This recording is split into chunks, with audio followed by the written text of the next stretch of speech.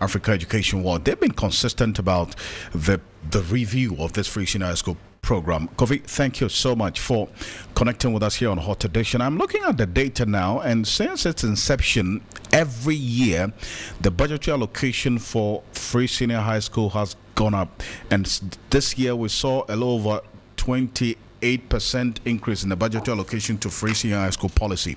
What's your take on this position or the statement by the IMF concerning the free senior high school program and the policy being poorly targeted? Well, good evening, Alfred. Good evening to your service audience as well. Indeed, it's been a popular issue within the corridors of policy that the free senior high school program, in spite of its impact on enrollment, is a very poorly targeted one, which makes it financially unsustainable. Indeed, the only reason why the program remains in its current shape and form is the political, its political nature or the political capital that it carries. Apart from that, I'm sure it would have been revised or reviewed long ago. If you read a section that particular statement was made, I refer to page 12 of the document of the IMF Ghana's IMF program document.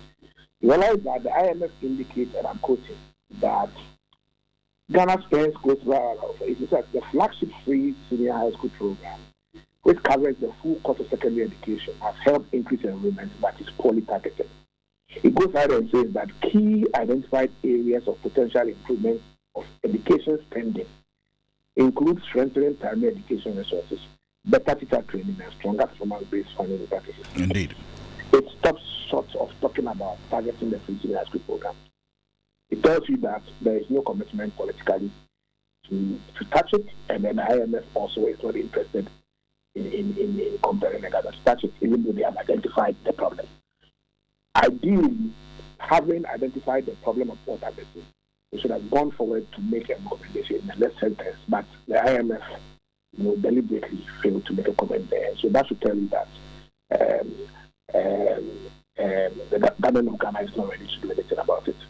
I see. So is it the IMF failing or government actually, because it's a program that government went to the IMF with, and actually the IMF got government's commitment to, as it were, say that, you know what, before I make any release or disbursement at every point in time, you should achieve certain objectives. So this is government saying that it is not going to touch the free senior high school program, regardless of the concerns that has been raised.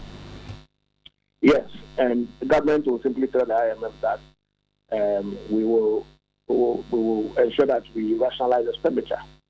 And then they targeting the free senior high school means that spending less, to achieve, if you like, the same outcome.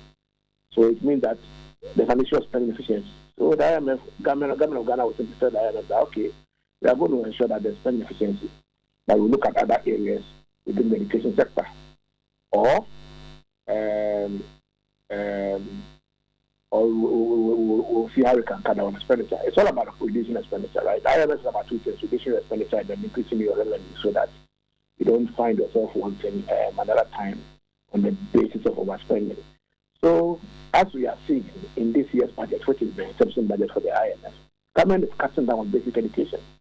The free basic education budget has reduced by more than 40%, and the free senior school budget has increased by about 30%. So it tells you that government is committed to reducing the basic education budget, no matter what it takes, to at least ensure that the free senior high school program budget is kept intact. And that is why you are not seeing any statements that suggest that, in addition to identifying the poor targeting of the policy by the IMF, there is a suggestion that something should be done to target it or ensure that it is more effective. No, that is not. It's the priority of government, and the IMF is also obviously not concerned about that. I see. Now, it's a very, very important point that you point to there. If the basic education budget has been cut, and we are rather seeing an increase of about 28% in the free senior high school budget from the 2.3, a little over 2.3 billion cedis in 2022 to about 2.96 billion in the It's actually 2020. more than 2.9. It's actually in excess of 3 billion because the 2.9 is only free senior high school. If you add TVET, free TVET to it, it's almost 3.1 billion. That's 3.1 billion, and Yeah. this is at the expense of the basic education budget. Is that not concerning? Because I mean, we cannot build a superstructure on a weak foundation if we're just investing in senior high school and also not resourcing the basic education level, who would obviously have the products of it going to the senior high school. Yes, it is a concern. We have raised this issue time and time with that number. But it appears that the people whose children consume basic education don't care about the fact that capitation grant is not available to our schools. If you read the document, if you read page 12, it testifies that yes, funds have not been released to our schools. And it testifies that. And the implication is that the delivery of education is poor, learning outcomes are poor, and it is also mentioned in page 12. Now, when you have such a situation, those who suffer are the poor children who attend public basic schools and their families. Unfortunately, the families of people who attend public basic schools are not interested in even finding out whether or not capitation grants is arriving, whether or not teaching and learning resources are available, whether or not there are desks for their children to sit on. They don't care. So it's always a force on civil society organizations like us to ask all the questions that make the noise. And then eventually you end up,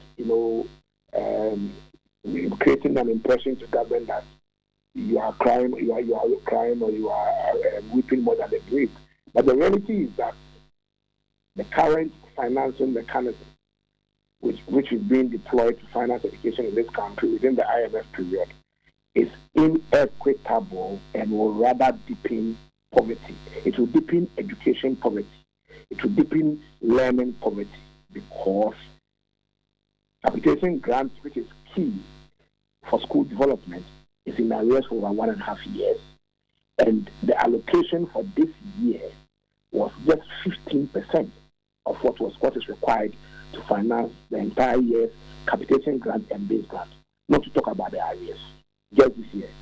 So if I should say it, I'll say it was cut by about 85%. That's the capitation grant and the base grant.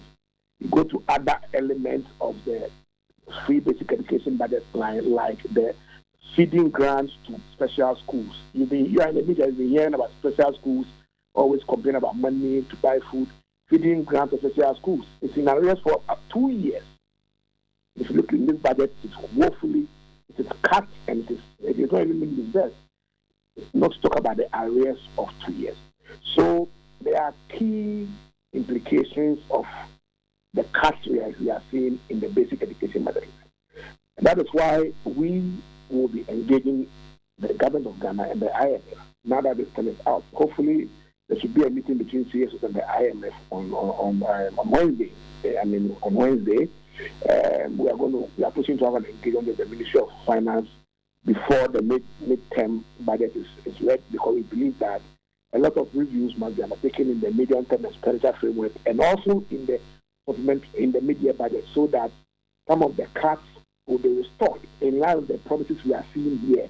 That, as I'm reading from page 12 of the document, government will they will see a potential improvement of education spending, including strengthening primary education resources, better teacher training, and stronger performance-based finance practices.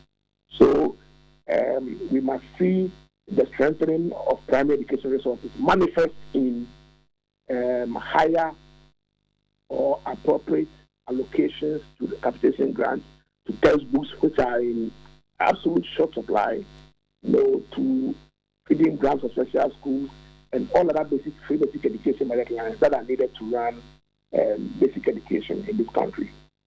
See, very, very important points, Kofi, and it's worthy of note that you said there's going to be a meeting on Wednesday concerning the free senior high school and the IMF as well being involved in there. But they talk about learning outcomes, and this is going to be my final point. The government has always justified the free senior high school allocation, and then that's the mode of implementation with the WASI results being better than previous years when there was no free senior high school. What does the IMF mean by the poor learning outcomes that they talk about, and how do you measure the learning outcomes apart from the results of the students who, as it were, enjoy this free senior high school program?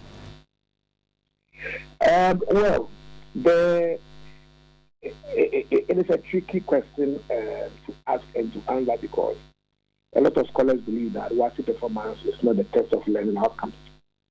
And the same way, a lot of scholars also believe that the ECE results is not a test of learning outcomes because it's a placement examination. We haven't yet arrived, at the point where we have a common denominator or a common set of indicators, to measure learning outcomes, in Ghana. But at the basic level, we have standard, national education assessments. We have literacy and numeracy tests that are normally administered, to test the level of proficiency, among students at primary 2, primary 4, primary 6, and then junior high school 2. And so the statement made on page 12, paragraph 22 of the document, to the effect that they say that Ghana spends close to 4% of GDP on education, with good results in terms of enrollment, but poor learning outcomes. Obviously relates to the basic education sector and not the secondary education sector, because, as I said, there is no accepted there is no accepted formula for measuring learning outcomes at the secondary level, because people believe that a terminal examination like WASI is not the best way of measuring learning outcomes. These people see that actually outputs than outcomes. So for now, the learning outcome issue normally focuses at the basic level, because there is an accepted international practice where proficiency tests are undertaken in English and math, to test the proficiency level of students in grade 2, grade 4, grade 6, and then junior high school 2. Kofi, I thank you so much for your thoughts on this one. I will see what the outcome of the Wednesday meeting will be. Thank you. Appreciate it. Okay. Kofi Asare is the